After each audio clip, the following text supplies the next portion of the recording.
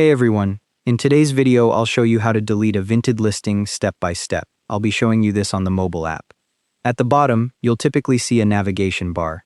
Tap on the Profile tab. It's usually the icon on the far right. Once you tap that, you'll see an option to View My Profile or My Items. Tap on that to open your wardrobe, which is where all your active listings are displayed in a grid. Now you're looking at your wardrobe with all the items you currently have listed. Scroll through until you find the specific listing you want to delete. Once you've found it, tap directly on that item's thumbnail. The full listing page will open, showing all the photos, the description, the price, and every other detail you added when you created the listing.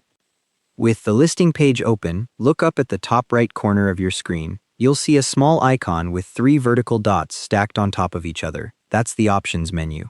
Tap on that icon. When you do, a menu will appear with several different options.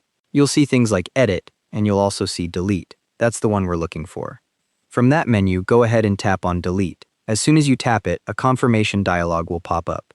Vinted wants to make sure you really want to permanently remove this listing, so it asks you to confirm. In that confirmation dialog, you'll see a button that says Confirm and Delete. Press that button. Once you do, the listing will be immediately and permanently removed from Vinted. You'll be taken straight back to your items list, and the item you just deleted will no longer appear anywhere in your wardrobe.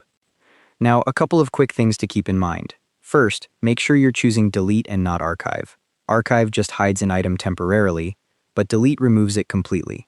Second, if you're thinking about deleting something, check first that a buyer hasn't already clicked Buy on it. Deleting an item mid-transaction can cause confusion and create problems with the buyer. And finally, remember that when you delete a listing, you're losing more than just the item itself. Any favorites, views, and listing history attached to it are gone too. And that's all there is to it. Thanks for watching.